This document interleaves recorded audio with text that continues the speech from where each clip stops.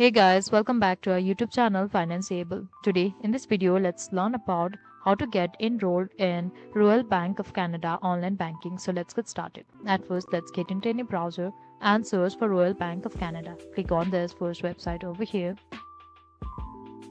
Now on the top, we can see this option called sign in. So let's tap on this. So over here, enroll in online banking option is present. So let's tap on this one. Now choose for whom you want to get enrolled and simply click on enroll now. Now we can complete enrollment process in 3 steps.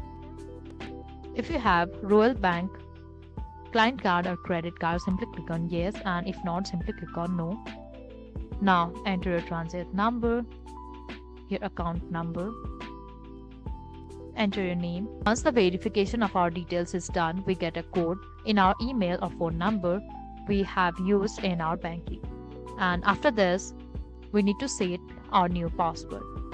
And afterwards, the enrollment process in Royal Bank of Canada will finally be completed. So that is all we can do to get enrolled in Royal Bank of Canada online banking. I hope you like the video. Please do like and subscribe. Thanks for watching.